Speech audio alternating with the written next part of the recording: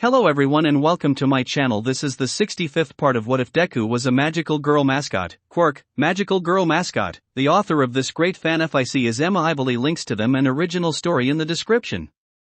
Chapter 65, Work Studies. It was time for the opening ceremony for the term, which they didn't do for the first part. But still, first day school after that extremely hectic summer. Way too much happened during summer vacation. Still, at least it was officially over. As they were at the shoe locker, Monoma showed up. "So I heard that all of you passed," said Monoma. "Yeah, we did. What of it?" asked Katsuki. "Did anyone fail in your class?" asked Izuku. Monoma was silenced, then started to laugh manically. "Actually, our entire class passed 100%, said Monoma. "Then why the fuck are you acting too snobby?" asked Katsuki, glaring at him. "We didn't need to have a big party last night," mocked Monoma. The entire class sweat dropped. "Oh, you know about the party," said Izuku. "Not only that, but who held the party, said Monoma. "What does that mean?" asked Ochako. "The pathetic fact that you had Principal Nizu's assistant throw you a party," said Monoma. There was an awkward silence among the two hero classes. "She didn't do as Nizu's assistant, she did it as my mom," sighed Izuku. "Yeah, even I have to agree with that," said one of the member of 1B. "Did you even watch that interview? She was pretty manly," said Tetsu. A girl in the class named Pony Tsunatori decided to change the subject. "Vlad told us we're going to have classes together this term," she said. It should be noted that Pony is also from America and Japanese wasn't her first language, which is why she said this. "We are going to crush you into dust." Monoma started laughing as he taught her to say that. Kendo proceeded to chop his neck. "Hey! Quit holding up the line!" called out Shinso. They all knew they had to switch out their shoes as they commented on Shinso. And soon enough they were at the assembly for the start of the term. It opened up him babbling about self-care, and really had to do with nothing. However, he did get to the correct topic. "Of course there was a big disruption of our lives. While All Might turned out alright, with his old injury becoming known, the public has become worried about the future. We haven't lost our pillar, but some people have become act like we soon. Our society will more than likely need to prepare for hardships in the future. Our students in the hero course need to know this week. Especially our second and third year students who are in work studies. Going forward, you need to be aware of threats. But remember, All Might is still out there, despite so many people's fears," said Nizu. "Work studies?" Mina said quietly. "I think they're the next step of internships," said Tsuyu. The rest of it was pretty normal. After all, it wasn't like something happened the night before that would be a big deal. Afterward they got back to class. Aizawa was getting to class, though after Mina got annoyed and Aizawa got angry with her, Tsuyu decided to ask about it. "Maybe I ask a question. Nizu mentioned about work studies. What is the deal with that?" said Tsuyu. Other students were wondering as well, so Aizawa knew he had to explain. It was another internship. This time more in depth. Though Ochako started to freak out as they put a lot of work in to be noticed for the sports festival. Thankfully Aizawa was able to calm her down by pointing out certain things, like how it was easier for those that got scouted out to get something while that didn't will have a harder time. Izuku raised his hand and Aizawa knew what he was going to ask. "You also don't have to go to the hero you worked with the first time," said Aizawa. "In fact, due to circumstances, I would advise you to not to go with the hero you interned with her." "Circumstances?" asked Shoto with her eye widening. Aizawa nodded. That made Shoto realize that with All Might no longer injured, they would seriously be looking into her father. Though a couple other students did breathe a sigh of relief as well. Still, it was a relief for that, though when Present Mike came in for the first class of the day, that relief disappeared as it was a very hard class that day for some students. Still, it was a normal day. A couple days later, however. Sorry it took a couple days, but it's time to talk about this for real, said Aizawa. The class got excited for that.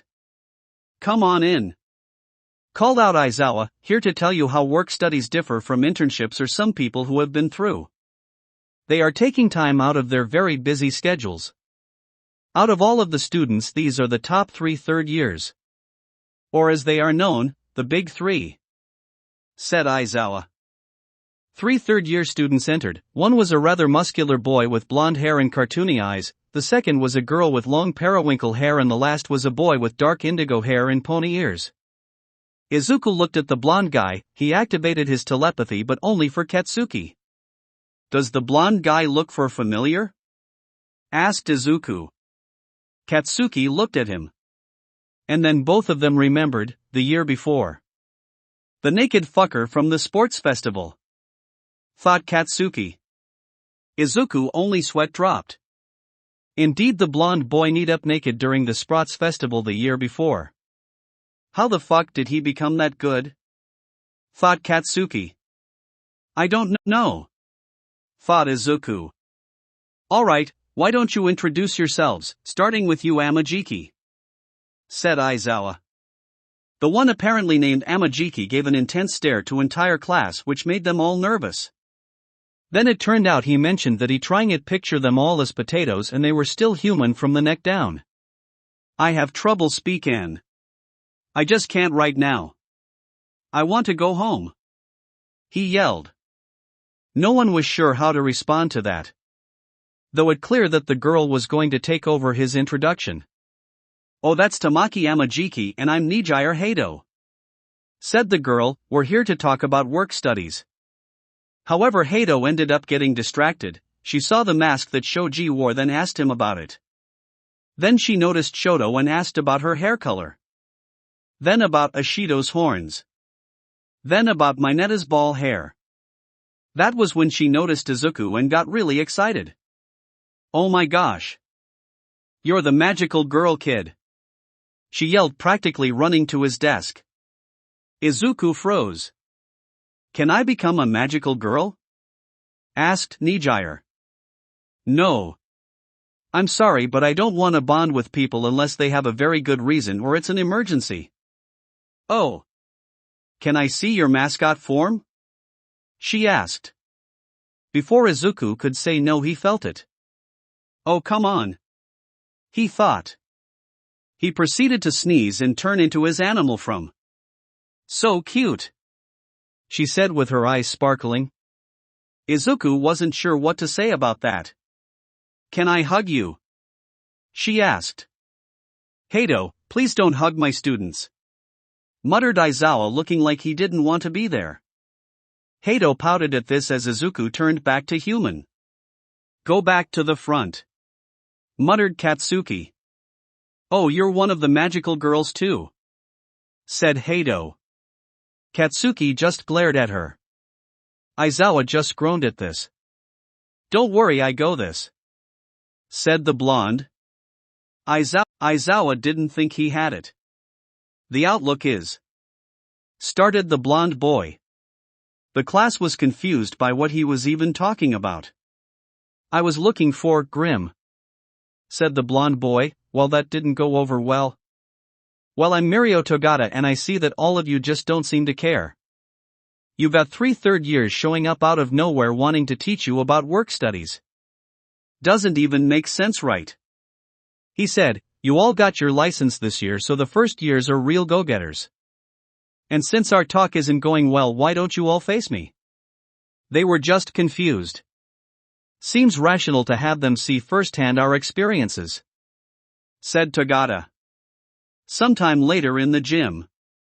All of them were in their gym uniforms. So we can go all out?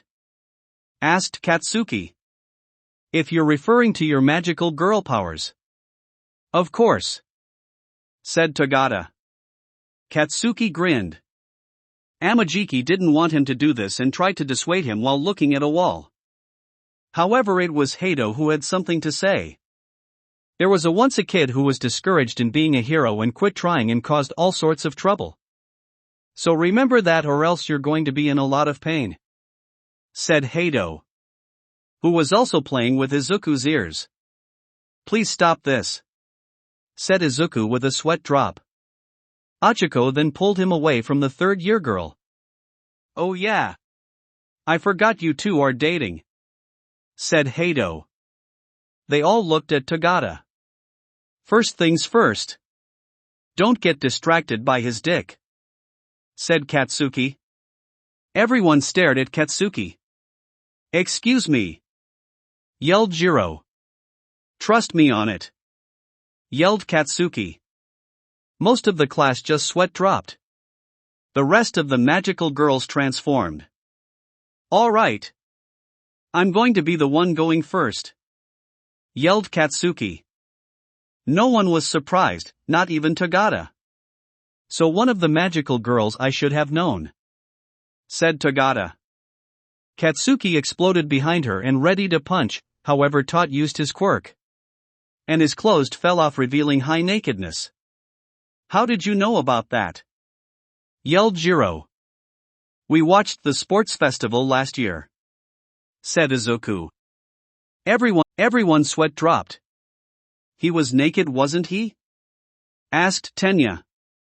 "He was," said Izuku. "Sorry. Fine-tuning this is tricky," he said, putting his pants back on. However, Katsuki ended going through him very literally. "I knew it," thought Izuku, who turned out telepathy for him and the partners on the battlefield. "He has a phasing quirk. So don't aim an attack yet?"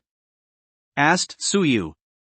It turned out that many of the long-ranged fighter had all put together an attack at once, which unfortunately went through him.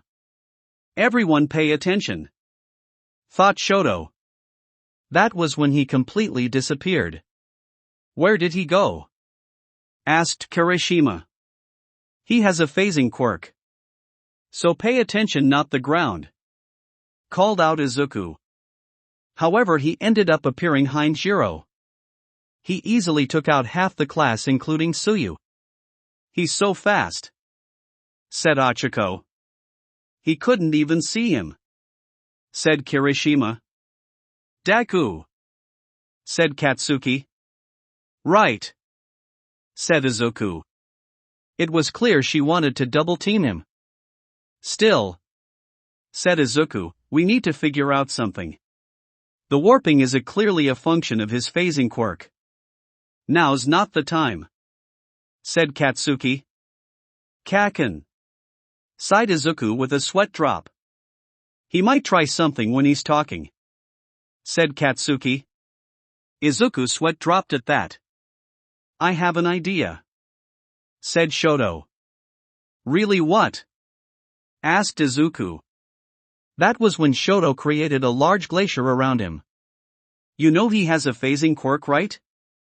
asked Katsuki. "That's not going to work," said Izuku. They all looked at the glacier and saw he was gone. "See?" said Izuku. And Tagata appeared from behind Shoto, knocking her out. "That's what you fucking get," said Katsuki. However, Tagata disappeared once again. However, he appeared behind Izuku, who was able to predict his movements and activated All Might's quirk and was ready to fight him. However, Mirio, while surprised, was ready for him. "Have a taste of my special move. Blinder Touch Eye Crush." Izuku closed his eyes, ready for him to attack his eyes. However, it wasn't that at all. Instead, he arm went through Izuku's head and punched Izuku right in the solar plexus. "You naked bastard," yelled Katsuki. She summoned her wand and tried to blow him up that way. However, he disappeared and punched her in the gut as well, knocking her out. Thanks to the shock of taking out the class powerhouses, he easily took out the rest. Afterwards, all of them were shocked by the fight, though all of them were hit in the solar plexus. "Think my quirk is strong," said Tagata. Much of the class agreed. Oh, can I say your quirk?" "It's permeation," said Hato. "Nope, I got this one. It's called permeation, said Tagata. He explained that whenever he turned it out he passes through everything, including the ground, and when he deactivates it he's went flying as two objects can't exist in the same space. He learned however to move with his quirk using angles. Sounds like a glitch in a video game, said Mina. Something like that, said Tagata. So you can't be hit and you can change position instantly, no wonder you have a strong quirk, said Tsuyu. Oh, you think it's strong, said Tagata. He explained the big problems with his quirk, namely he couldn't breathe as the air goes through his lungs as well, also he couldn't see or hear due to the light, and the vibrating atoms could also pass through him. He also still has mass, which means he still falls. Wait, if you still have mass? Sighed Ochako. Oh man. I could have easily beaten you if I had known during the fight. It's okay, said Tsuyu. We didn't know, said Toru. Oh yeah, she controls gravity as a magical girl, said Tagata. He then commented his explanation how it was something of a hassle to pass through walls as he had to switch body parts one at a time. However, he explained why he had gotten so powerful. He learned a lot during his work studies. We was able to learn a lot and act like a real sidekick on just a guest in the agency. The class all understood and applauded him. All right. That it, go back to class, said Aizawa. Not too longer later the big three were talking in the hallways about the fight. While it was Hato and Tagata, Amajiki was just quiet. Did any of them catch your eye? Asked Hato. Actually, Sir told me something rather interesting. He was already going to request one of them before today, said Tagata. Really? Who? Who? Said Hato. The magical girl Mascot, said Tagata. Oh, I was going to try to get Ryukyu to recruit him, pouted Hato. Tagata smiled, hoping that Izuku would indeed join the same work study as him. And he didn't know that it was going to be the start of something special for sure. That will be it for this part. I hope everyone enjoyed. If you did, please leave a like and comment if you want part 66. If you want to hear more from me, subscribe. I hope to see you all in the next one.